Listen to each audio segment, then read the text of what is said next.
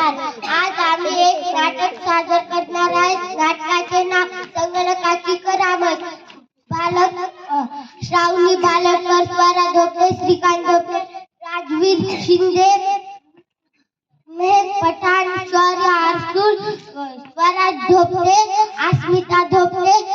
आज आम्ही एक नाटक सादर करणार आहे. चला तर सुरू करूया नाटक.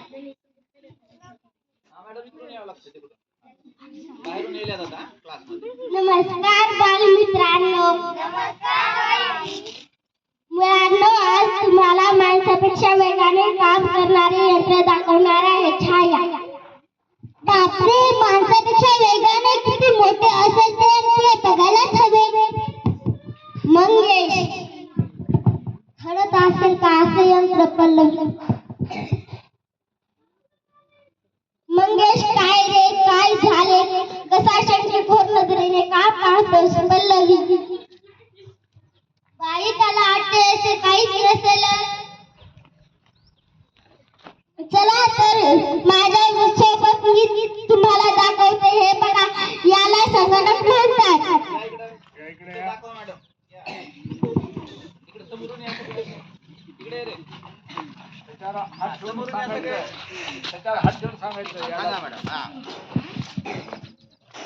सर्व मुले आश्चर्यचकित नजरेने पाहतात. पण ही वय कसली हो? याला उंदरासारखे काय जोडले आहे? अरे, याला माऊस म्हणतात. इंग्रजीत उंदराला माऊस म्हणतात ना. सुनीता. बाई, हे इतके छोटे छोटे यंत्र कोणकोणती कामे करते दाखवा ना. हे बघा, या मुलांना संगणक छोटा आहे, परंतु तो खूप कामे करतो. बरं, संगणकावर काही करता येते. गाणे, गोष्टी येतात, चित्रपट पाहतात,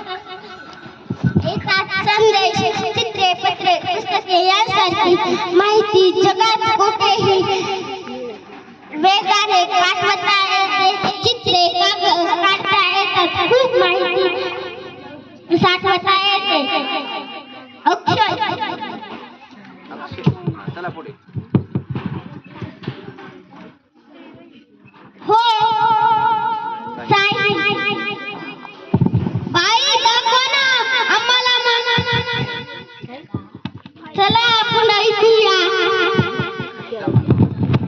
कसा गाणे करत नाही का? पाऊस बंटुरीला, पाऊस बंटुरीला, yes I got it, yes I got it. पाऊस बंटुरीला, पाऊस बंटुरीला, yes I got it, yes I got it. पाऊस बंटू सागर, पाऊस बंटू सागर, yes I got it, yes I got it. पाऊस बंटू टीचर, पाऊस बंटू टीचर. वाह, हे संगणक